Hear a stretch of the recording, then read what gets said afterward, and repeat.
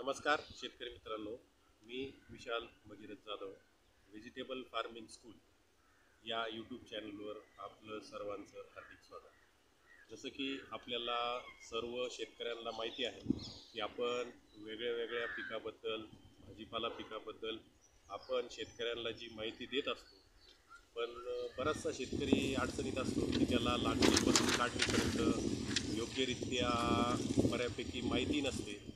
अशा शेतकऱ्यांसाठी आता आपण एक नवीन शृंखला चालू करत आहोत। यासाठी आपण पहिलं पीक जे निवडलेलं आहे तर ते आहे मिरची। तर शेतकरी मित्र हो, मिरची ही वर्षभर लागवड करणारं पीक आहे आणि बऱ्याच शेतकऱ्यांना अडचणी असतात मिरची या पिकामध्ये, आणि त्या अडचणीचा ते सामना बऱ्यापैकी ते करू शकत नाही। त्यासाठी त्यांना आपण ही शृंखला आपण चालू करत आहोत।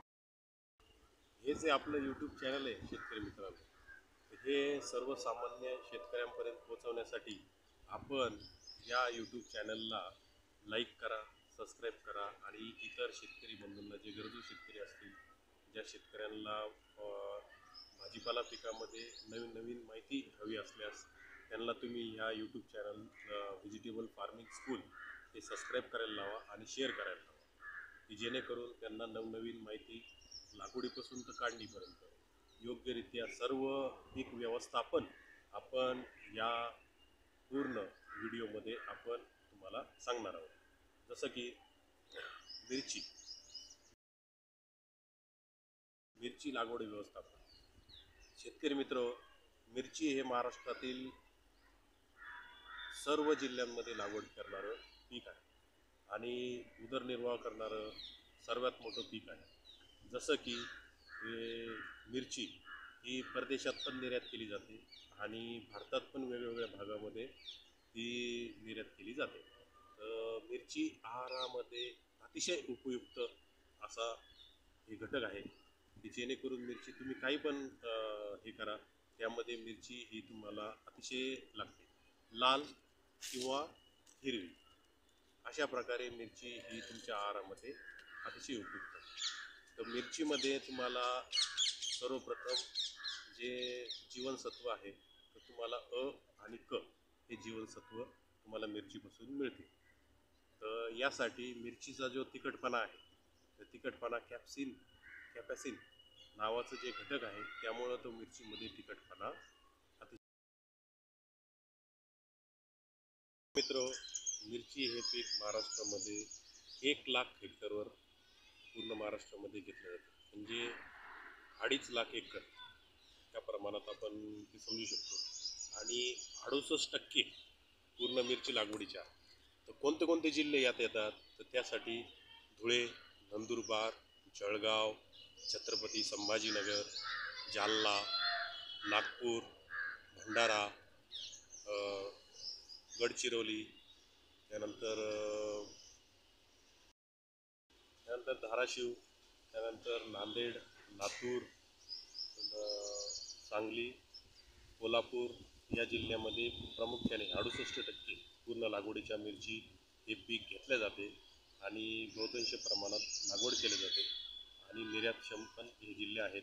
बरेचशेपैकी व्यापारी जे काही निर्यात करतात त्या जिल्ह्यांमध्ये भरपूर प्रमाणात मिरची हिरवी किंवा लाल दोन्ही मिरच्या।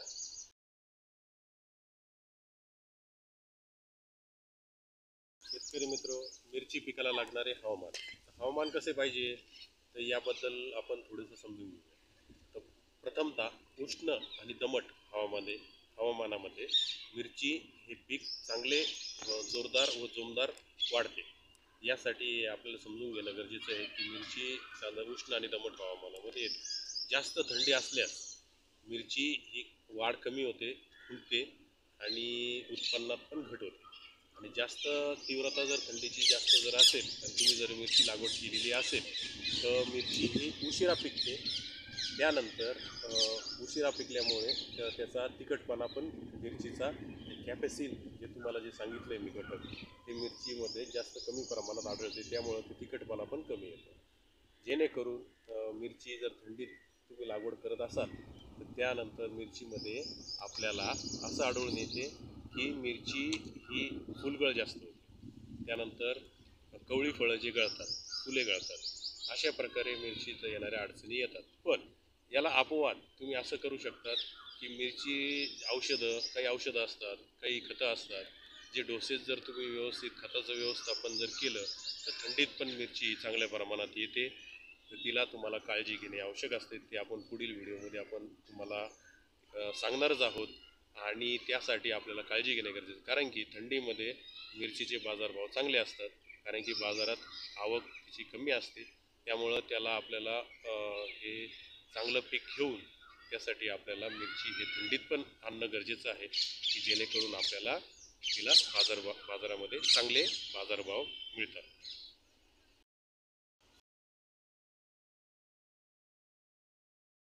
तर मिरची पिकाला लागणारी जमीन सर्व म्हणजे शेतकरी कन्फ्युजनमध्ये असतात की मिरचीला लागणारी जमीन कशी पाहिजे.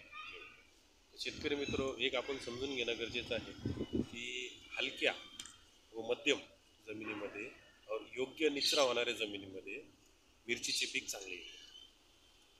त्यानंतर भारी जमीन जर असली आपल्याकडं तर मिरची तिथं उन्हाळ्यामध्ये लावावी, की जेणेकरून उन्हाळ्यामध्ये पाऊस कमी असतो, जेणेकरून उन्हाळ्यामध्ये पाऊस पण नसतो. अशा प्रकारे तुम्हाला मिरची चांगल्या प्रकारे येईल. आणि चुनखडीची जर जमीन असली तर ती मिरचीला चांगली येईल. तर आपल्याकडं खूपच अधिक हलकी जमीन जर असली पण योग्य जर सेंद्रिय खताचा जर वापर तुम्ही जर केला तर त्या रानामध्ये पण मिरची हे पीक जोमदार व भरपूर चांगल्या प्रमाणात आणि अधिक उत्पन्न देणारं येते. शेतकरी मित्र, आता योग्य मिरची लावावी कधी? वर्षभर तर आपल्याला माहिती आहे की मिरचीची लागवड केली जाते, पण लावायची कधी मिरची? तर योग्य हंगाम निवडायचा जर असेल आपल्याला तर खरीपमध्ये, म्हणजे खरीपमध्ये तुम्ही कधी लागवड करू शकतात? मे, जून, जुलै इथे रोपांची लागवड तुम्ही करू शकतात. नंतर रब्बीमध्ये तुम्ही सप्टेंबर, ऑक्टोबर, नोव्हेंबरमध्ये लागवड करू शकतात. त्यानंतर उन्हाळ्यामध्ये तसं जानेवारी, फेब्रुवारी, मार्चमध्ये तुम्ही ही मिरचीची लागवड चांगल्या प्रमाणात करू शकता.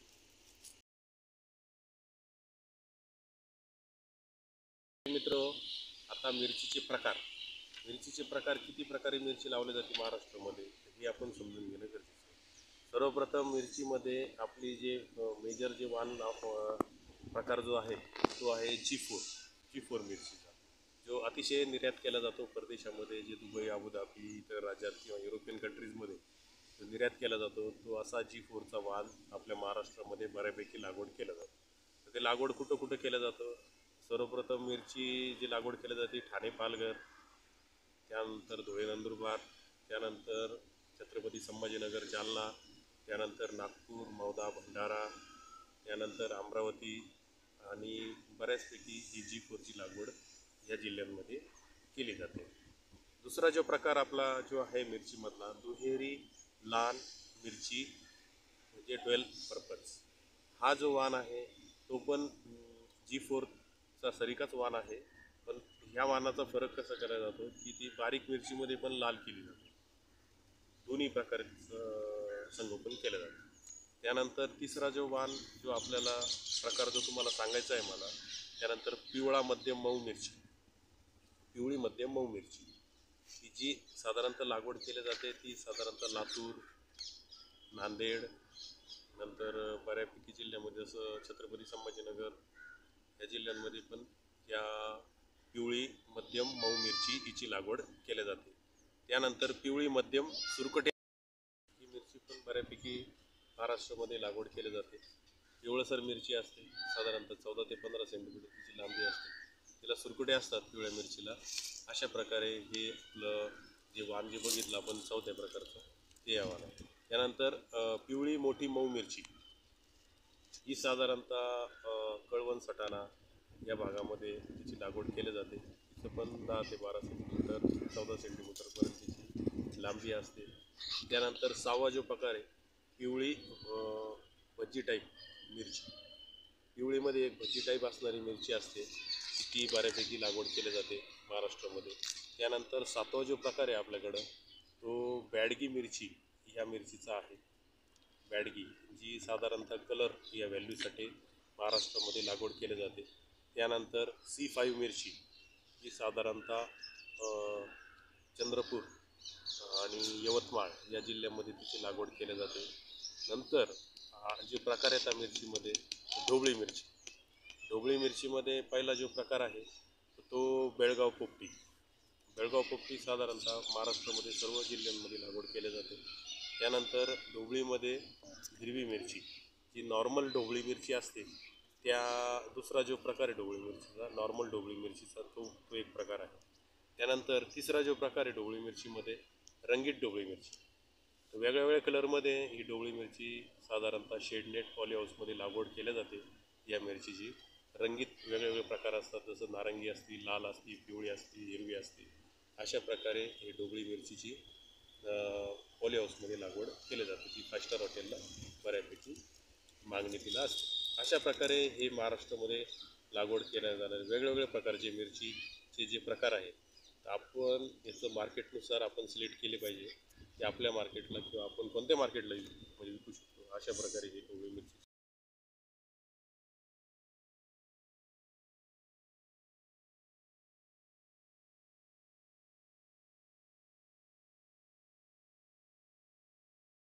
प्रकार आपण आता घेणार आहे मिरचीमध्ये, की बियाण्याचे प्रमाण व रोप किती लावली पाहिजे मिरचीची. तर सर्वप्रथम आपण समजून घेतले पाहिजे की एकरी किती ग्रॅम आपल्याला F1 जर असेल तर एकरी आपल्याला किती ग्रॅम सीड्स आपल्याला लागणार आहे.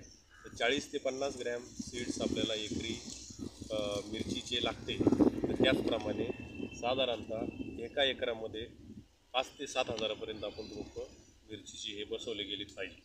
त्याचं कॅल्क्युलेशन तुम्हाला कसं करणं आहे की सपोज आज एका गुंठ्यामध्ये किती स्क्वेअर फूट असते, 10,089 स्क्वेअर फूट. त्याचप्रमाणे एका एकरामध्ये किती झालं, मग एका एकरामध्ये जर 40 गुंठे जर असेल तर एका एकरामध्ये मग किती स्क्वेअर फूट होतात, तर 43,560 स्क्वेअर फूट एका एकरामध्ये होतं.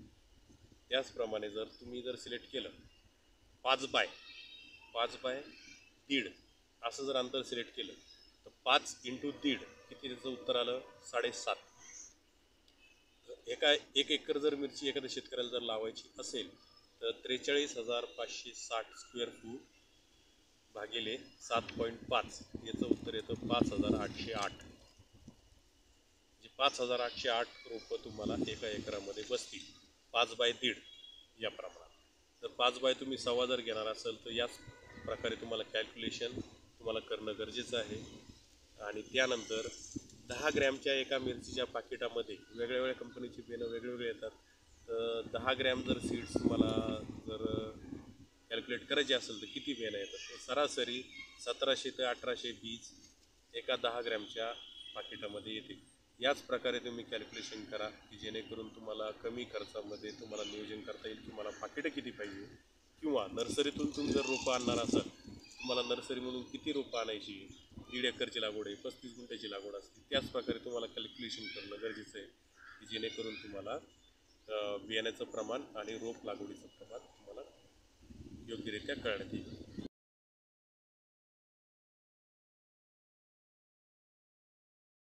पूरमशागत मिरचीमध्ये पुढचा मुद्दा आपला येतो पूरमशागत. येथेच सर्व शेतकरी पूर्ण कन्फ्युजन होऊन जातो. त्यासाठी आपण पूरमशागत कशा प्रकारे केली पाहिजे. सपोज आता तुम्ही जर उन्हाळी मिरची जर लागवड करणार किंवा खरीपमधली जर मिरची लागवड केली असताल तर सर्वप्रथम मार्च एप्रिलमध्ये टोटली आपलं नांगरटी करून आणि रोटावेटर करून आपली जमीन साधारणतः 1.5 ते 2 महिने तापली गेली पाहिजे. शेतकरी मित्र, आपल्याला सांगण्यात मला योग्य वाटेल की शेतकरी कंटिन्युअस पिकं घेत राहतात, त्यामुळे बुरशीचं प्रमाण जमिनीमध्ये खूप जास्त प्रमाणात आढळून येतं. यासाठी आपण थोडा गॅप दिला गेला पाहिजे, जमीन चांगली वाळवलेली पाहिजे.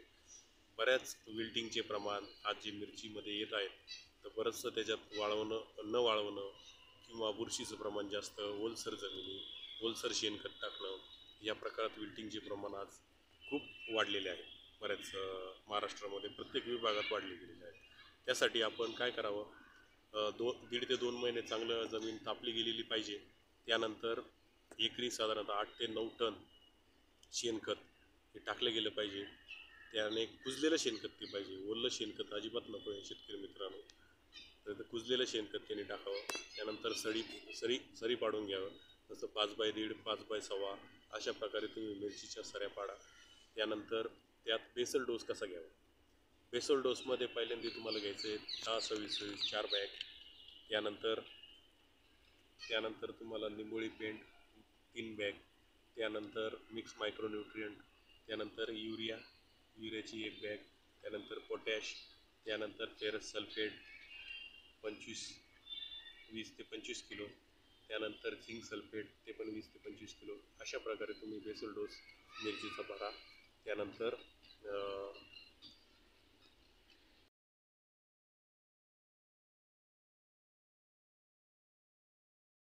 आपण जे आता बेसल डोसबद्दल बघितलेलं आहे शेतकरी मित्रांनो.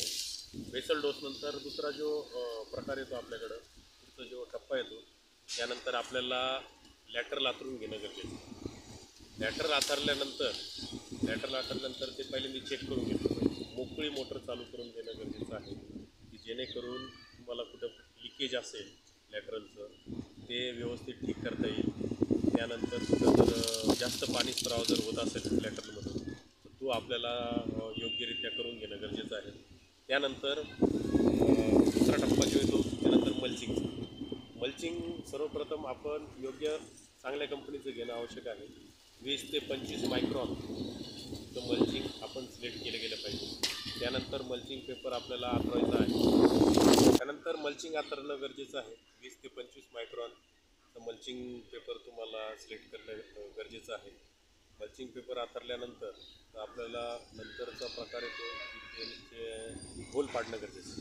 सपोज 1.25 फुटी आहे तर 1.25 फुटचे होल पाडणं आपल्याला गरजेचं आहे. 1.5 फुटी जर असलं लॅटर तर 1.5 फुटीचं होल पाडणं तुम्हाला गरजेचं आहे. होल पाडून व्यवस्थित घेणं गरजेचं आहे. त्यानंतर आपल्याला जो मल्चिंगच्या होलमध्ये वरचा आणि खाली जमिनीमध्ये थोडा गॅप येतो तो गॅप तुम्हाला भरून घेणं गरजेचं आहे. ताटलीच्या साहाय्याने तुम्हाला माती तिथं भरून घेणं आहे जेणेकरून एका बोटापेक्षा किंवा 2 बोटापेक्षा जास्त गॅप तिथं नसावा की जेणेकरून वरून जर तापलं मल्चिंग पेपर जर तापला तिथं गॅसचं निर्माण होतं जेणेकरून तुम्हाला विल्टिंगचे प्रमाण पुढं वाढले गेले. त्यासाठी आपल्याला तुम्हाला तो गॅप भरून घेणं गरजेचं आहे.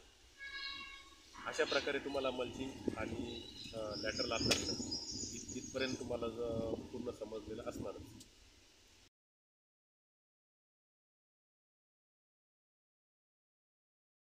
मल्चिंग आणि लॅटरल आथरून आपल्या झालेले आहे. त्यानंतर आपल्याला आता रोप लागवडीची तयारी करणं गरजेचं आहे. तर रोप आपल्याला कसं असावं, 40 ते 45 दिवसाचं योग्य वय झालेलं रोप तुम्हाला घेणं आवश्यक आहे. त्याची काडी व्यवस्थित बनली गेलेली पाहिजे आणि त्याचं हार्डनिंग असलेलं रोप नर्सरीतून आपण आणावं. हार्डनिंग म्हणजे काय, त्याला साधारणतः ओपनमध्ये किंवा शेडनेटमध्ये कमीत कमी ते रोप 15 दिवस राहिलं गेलेलं आवश्यक आहे आणि 5 ते 7 दिवस ते उन्हामध्ये ठेवणं गेलेलं आवश्यक आहे जेणेकरून त्याचा जो स्टंप तयार जो होतो ती काडी जी तयार होती ती हार्ड तयार होते जेणेकरून तुम्हाला मरीचं प्रमाण पुढं कमी होणार. तर रोप लागवडीच्या वेळी एका व्यक्तीने पहिल्यांदा काठीच्या साहाय्याने होल करणं आवश्यक आहे मातीमध्ये. तर दुसरी व्यक्तीने त्याच्या पाठीमागून रोप तिथं ठेवत जाणं आहे. कोकोपीटचं रोप साधारणतः 70% भाग हा मातीमध्ये जाणं आवश्यक आहे जेणेकरून तुम्हाला पुढं ते मरीचं प्रमाण कमी होणार. 70% भाग जो आहे कोकोपीटचा तो मातीमध्ये जाणं आवश्यक आहे. त्यानंतर तिसऱ्या व्यक्तीने माती त्याला लावत जाणं गरजेचं आहे. साईडची माती उडून घेणं आणि ती पूर्ण काडीपर्यंत लावणं असं मातीचं भरून घेणं गरजेचं आहे. असे 3 व्यक्ती एका लाईनीला तुम्हाला लागणार आहेत जेणेकरून तुम्हाला योग्यरित्या योग्य रोप लागवडीचं प्रमाण होऊन जाईल. यानंतर लागवड झाल्यानंतर फक्त 15 मिनटं पाणी देणं आवश्यक आहे. थोडी ओल करणं गरजेचं आहे. त्यानंतर 1 दिवस सोडून त्याच्या पुढच्या दिवशी तुम्हाला एक अर्धा तास आणि थोडं करून पाणी देणं रोपांना गरजेचं आहे. जास्त पाणी देणं आवश्यक नाही. काही शेतकरी खूप जास्त पाणी देतात ज्यामुळं काय होतं, बुरशीचं प्रमाण तिथं रोपाच्या अवतीभोवती वाढतं जेणेकरून त्यांना परत नागे आणून म्हणजे परत दुसरं रोप आणून तिथं लावावं लागतं आणि मरतं. यासाठी आपल्याला थोडं करून पाणी देणं आवश्यक आहे. आपल्या जमिनीचं फ्लोप्रमाणे जमीन किती पाणी आतमध्ये घेते त्याप्रमाणे आपल्याला तेवढंच पाणी मिरची या पिकाला लागते, कारण की मिरचीला जास्त पाणी शेतकरी मित्रांनो अजिबात लागत नाही. थोडंच पाणी त्याला गरजेचं असतं. आपण जास्त पाणी देऊन त्या बुरशीचं प्रमाण रोपाच्या किंवा जमिनीत वाढणं योग्य नाही.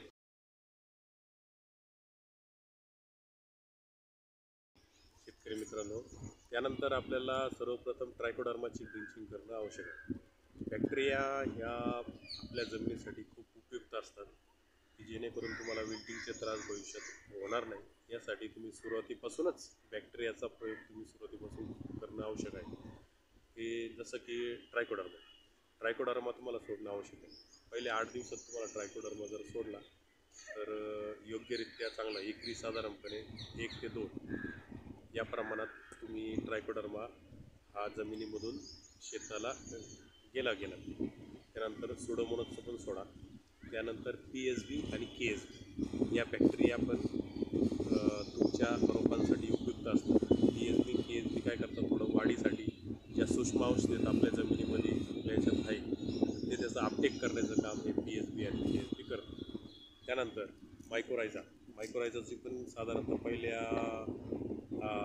20 ते 25 दिवसात तुम्हाला मायक्रोरायझा पण खालून सोडणं आवश्यक आहे, जेणेकरून तुमची पांढरी मूळ हे अपटेकचं प्रमाण चांगल्यापैकी वाढेल. यासाठी तुम्हाला सर्वप्रथम बॅक्टेरिया हे सोडणं आवश्यक आहे. तर ज्या टप्पा येतो वॉटर सोल्युबलचा, तो पण तुम्हाला मी स्टेप बाय स्टेप तिथं आपल्याला समजून घेऊ.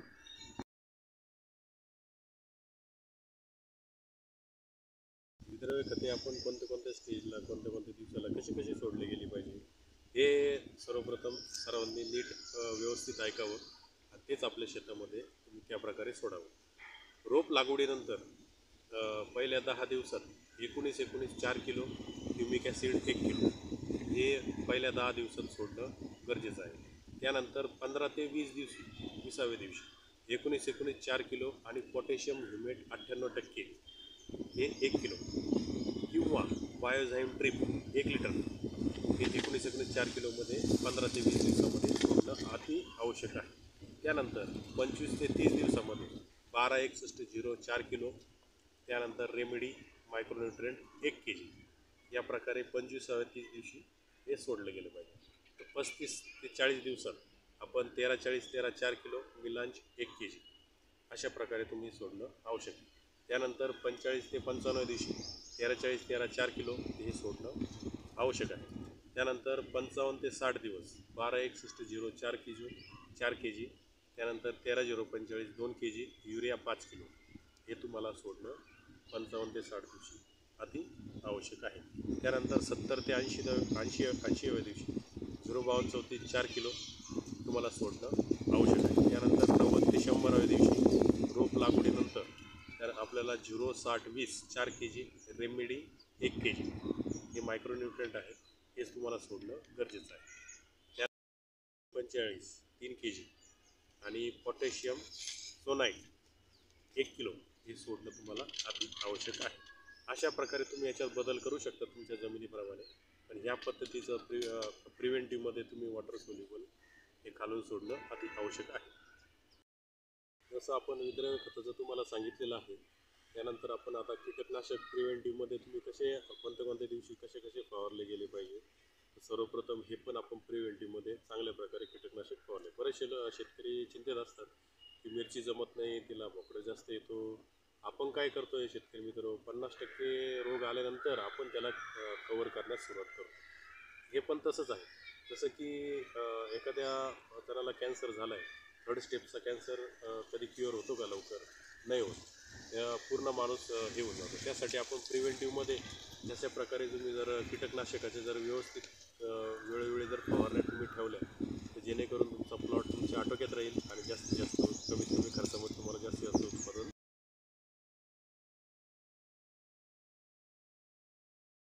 जसं शेतकरी मित्र आपण विद्राव्य खताचं इथं बघितलेलं आहे. शेड्यूल कसं केलं पाहिजे सुरुवातीपासून स्टेप बाय स्टेप, तसंच कीटकनाशकाचं पण आपण नियोजन व्यवस्थित केलं पाहिजे. प्रिव्हेंटिव्हमध्ये जर तुम्ही व्यवस्थित फवारण्या केल्या तर तुम्हाला भविष्यात तुम्हाला बोकड्याचा त्याचा त्रास होणार नाही, जेणेकरून तुमचा प्लॉट व्यवस्थित राहील, अधिक उत्पन्न देत राहील. त्यासाठी तुम्ही प्रिव्हेंटिव्हमध्ये चांगल्यापैकी फवारणी केल्या गेल्या पाहिजे. त्यासाठी आम्ही काही शेड्यूल बनवलेलं आहे की प्रिव्हेंटिव्हमध्ये, की जेणेकरून तुम्हाला त्याचा फायदा होईल, की तुम्ही न येता सुद्धा अशा गोष्टी तुम्ही जर फवारल्या अशा स्टेपनी, तर जेणेकरून तुमचा प्लॉट चांगल्यापैकी बऱ्यापैकी क्युअर आणि चांगल्यापैकी छान आणि मस्त राहील. त्यासाठी तुम्हाला पहिल्या 12व्या दिवशी तुम्हाला ॲसिफेट 1.5 ग्रॅम पर लिटर पाण्यामध्ये नीम ऑइल हे 12व्या दिवशी फवारणी तुम्हाला रोप लागवडीनंतर केल्या गेली पाहिजे. त्यानंतर रिजंट हे 24व्या दिवशी फवारलं गेलं पाहिजे. रिजंटचं प्रमाण किती घ्यायचं? 1 ml पर लिटर पाण्यामध्ये. कोणता पण तुमचा किती लिटरचा पंप असेल या प्रमाणात तुम्हाला ते औषध रिजंट टाकणं गरजेचं आहे. त्यानंतर सुपर कॉम्प्युटर तुम्हाला अर्धा ml घ्यायचं आहे पर लिटर पाण्यामध्ये 36व्या दिवशी, रोप लागवडीनंतर 36व्या दिवशी. त्यानंतर ॲक्टाराची एक फवारणी घ्यायची आहे 5 ग्रॅम पर 15 लिटर पाण्यामध्ये.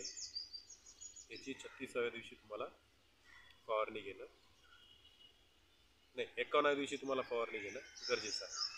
त्यानंतर तुम्हाला 60व्या दिवशी लार्विन 1 ग्रॅम पर लिटर पाण्यामध्ये 60व्या दिवशी लार्विनची फवारणी घेणं गरजेचं आहे. त्यानंतर ॲक्टारा आणि इंटरपेड. ॲक्टारा तुम्हाला 5 ग्रॅम घ्यायचं आहे शेतकरी मित्र 15 लिटर पाण्यामध्ये, आणि इंटरपेडचं प्रमाण 20 ml पर पंपाला घेणं गरजेचं आहे 51व्या दिवशी. त्यानंतर जम्प आणि Oberon 1 gram per litre Oberon घेणं आहे. 2 ग्रॅम पर 15 लिटर पाण्यामध्ये जम्प तुम्हाला घेणं गरजेचं आहे 67व्या दिवशी.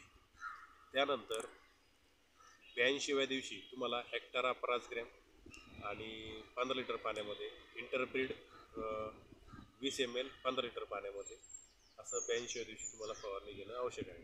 त्यानंतर 90व्या दिवशी तुम्हाला लार्विन 1.5 ग्रॅम पर लिटर पाण्यामध्ये 90व्या दिवशी घेणं गरजेचं आहे. त्यानंतर जम्प आणि ओबेरॉन 97व्या दिवशी तुम्हाला घेणं गरजेचं आहे. त्यानंतर 120व्या दिवशी तुम्हाला पेगासस 1 पाऊच एका पंपासाठी तुम्हाला 120व्या दिवशी घेणं गरजेचं आहे. यात तुम्हाला रोग आलेले किंवा कीड, थ्रिप्स, ॲफिड्स या जर रोग तुम्हाला दिसले, यानंतर तुम्ही थोडंफार चेंज तुम्ही करू शकतात. पुढे आपण सांगणारच आहोत येणारा रोग आणि कीड कशा प्रकारे ओळखायची या प्रमाणात आम्ही तुम्हाला पुढे मार्गदर्शन करणारच आहोत. सर्वात मोठी समस्या आज मिरची पिकामध्ये जी आलेली आहे त्यातली ब्लॅक थ्रिप्सची आलेली आहे. ब्लॅक थ्रिप्समुळं काय होतं आहे, आज शेतकरी खूप चिंतेत आहेत. कारण की छोट्याशा फ्लावरमध्ये, मिरचीच्या फुलाच्या आतमध्ये ती ब्लॅक थ्रिप्स ही कीड लागली जाते. त्याच्या बऱ्याचशा प्लॉट त्याने करून संपून जातात आणि शेतकरी खूप चिंतित असतात. तर ब्लॅक थ्रिप्समध्ये सर्वप्रथम तुम्हाला ब्लॅक थ्रिप्सची लाईफ सायकल समजून घेणं गरजेचं आहे.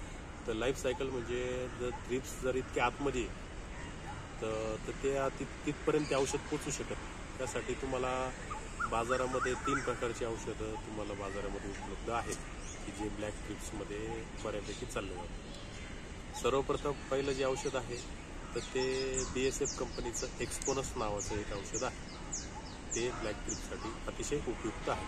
दुसरं जे बाजारात औषध येतं तर जिओॲग्रोचं जे अल्टिमेर नावाचं औषध आहे तर ते पण अतिशय चांगलं काम करतं आहे. आणि तिसरं जे औषध येतं तर PI कंपनीचं बायोफ्रिया हे नावाचं एक औषध तुम्हाला ब्लॅक थ्रिप्ससाठी उपयुक्त आहे. पण याचं घ्यायचं कसं, तर बरेचसे शेतकरी मारतात पण त्याचा रिझल्ट त्यांना योग्यरित्या मिळत नाही. तर का मिळत नाही शेतकरी मित्रांनो? कारण की त्याची एक मारण्याची पद्धत आहे. तर पद्धत कशी आहे, सपोज या 3 औषधं तुम्हाला मी जे सांगितले तर त्याची घेण्याची एक पद्धत आहे. तर घ्यायचं कसं आहे ते, सर्वप्रथम तुम्हाला तुम्ही जर सपोज आता उदाहरण देतो तुम्हाला, एक्सपोनस तुम्ही जर सिलेक्ट केलं, तुम्हाला एक्सपोनस बाजारामध्ये उपलब्ध भेटलं तर त्याबरोबर 10,000 ppmचं नीम ऑइल तुम्हाला घेणं आवश्यक आहे. आज जर तुम्ही फवारणी करत आहे तर बरोबर 6व्या दिवशी तीच फवारणी परत तुम्हाला रिपीट करणं गरजेचं आहे. किंवा तुम्ही जिओॲग्रोचं अल्टिमेर घेतलं, त्याबरोबर 10,000 ppmचं नीम ऑइल घ्यायचं आहे. आज जर घेतलं परत अल्टिमेरचीच फवारणी परत 6व्या दिवशी परत रिपीट करणं तुम्हाला गरजेचं आहे. किंवा PI कंपनीचं तुम्ही जर बायोफ्रिया घेतलं, बायोफ्रिया बरोबर 10,000 ppmचं नीम ऑइल घ्यायचं आज, बरोबर 6व्या दिवशी परत बायोफ्रिया आणि नीम ऑइल हे परत 6व्या दिवशी परत तुम्हाला रिपीट करणं गरजेचं आहे. असं जर तुम्ही केलं तर आज जवळजवळ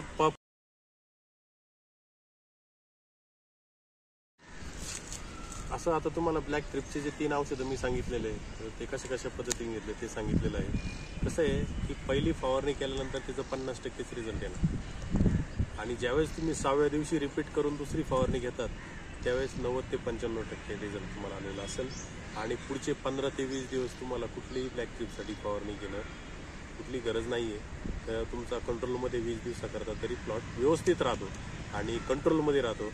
अशा प्रकारे तुम्ही पद्धत करा तर ब्लॅक ट्रिप्समध्ये तुम्ही चांगलं नियंत्रण तुम्हाला मिळेल. आपण शेतकरी मित्र आताच बघितलं की कीटकनाशकाच्या प्रिव्हेंटिव्हमध्ये फवारण्या कोणत्या टायमाला कशा केले पाहिजे हे आपण आत्ता बघितलेलं आहे. तर आता पुढं आपल्याला रोग कीड कशी ओळखायची आणि कोणतं पानावरून किंवा त्याच्या बघण्यावरून म्हणजे झाडाच्या तर कीड कशी ओळखायची आणि काय त्याच्या फवारण्या करायच्या बुरशीनाशकाच्या असो किंवा कीटकनाशकाच्या असो कोणत्या फवारण्या तुम्ही कशा केल्या पाहिजे आणि ट्रिप्स आला आहे का व्हाईट फ्लाय आला आहे का ॲफिड आलं आहे का कीड लागली का बुरशीजन्य आहे का विल्टिंग आहे विल्टिंग कशा प्रकारची आहे हे कशी ओळखायची तर ते तुम्हाला स्लाईड बाय स्लाईडवरती आपण तुम्हाला पुढच्या याच्यामध्ये तुम्हाला स्लाईड येतील फोटो येईल पहिल्यांदी फोटोनंतर तुम्हाला एक नंतर रिकमेंडेशन येईल फोटो येईल त्याचं रिकमेंडेशन येईल तर कशामुळे होतं ते पण येईल. अशा प्रकारे तुम्ही शेवटपर्यंत ते बघा.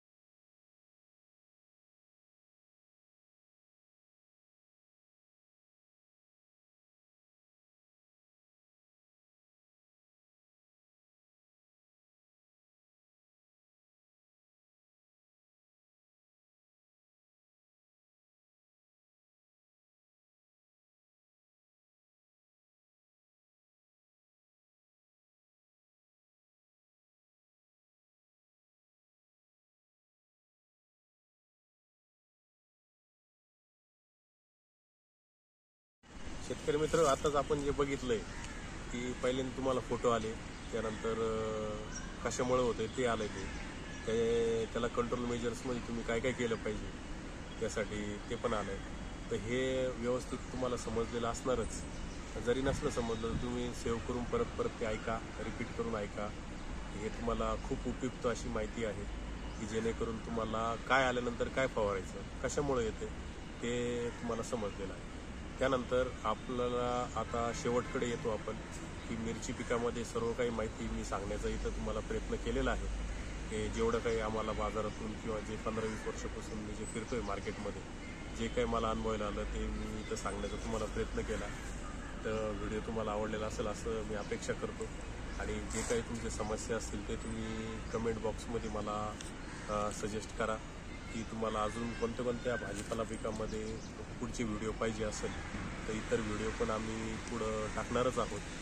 तर आपण आपल्या मित्रांना इतर शेतकऱ्यांना हा व्हिडिओ शेअर करा लाईक करा सबस्क्राईब करा आणि पुढं फॉरवर्ड करा जेणेकरून तुम्हाला आणि इतर शेतकऱ्यांचा इथं फायदा होईल आणि कमीत कमी खर्चामध्ये तुम्हाला जास्तीत जास्त उत्पादन घेता येईल.